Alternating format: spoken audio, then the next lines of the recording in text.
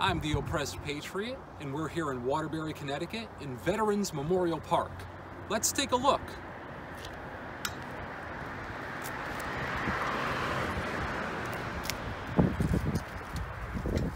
There's little pieces of history all over the nation, all over the state, and all over this town. But today, we're going to take a look at these 105mm howitzers. Not one, but two.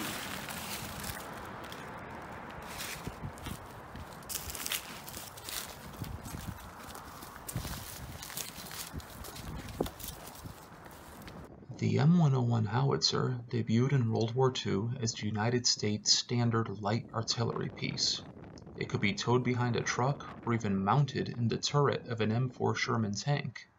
It was so successful, it continues to be used in various forms today around the world. This howitzer was normally crewed by 8 soldiers. Now that seems like a lot for one gun.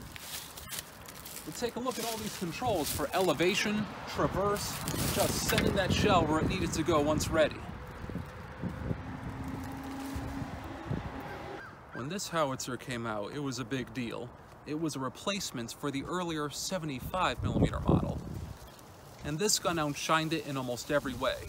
Power, range, and simplicity. While the 75mm model had a range of about 5 miles, this one had a range of 7, and it also had a semi-fixed ammunition.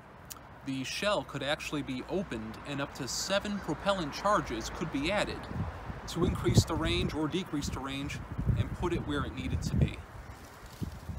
Not only was it larger, it was easier to use, more powerful, and had a much greater range, about 7 miles.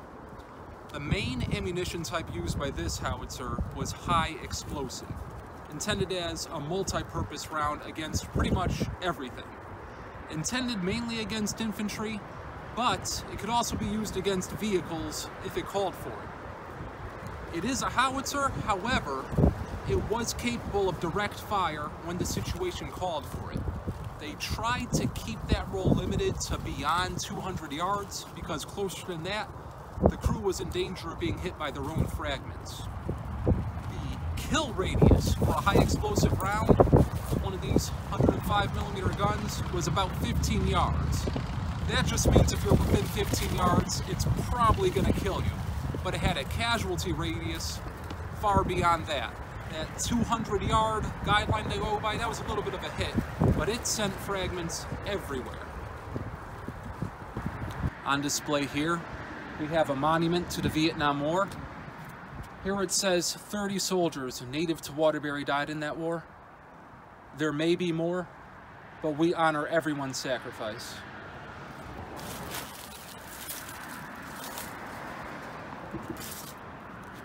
Monument to the Vietnam War. An ongoing monument to the ongoing war on terrorism. And look up here.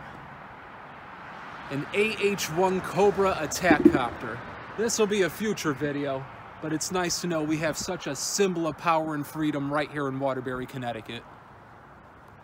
If you enjoy these videos, please consider watching my others or supporting me on patreon.com/oppressedpatriot and definitely becoming a subscriber here on YouTube.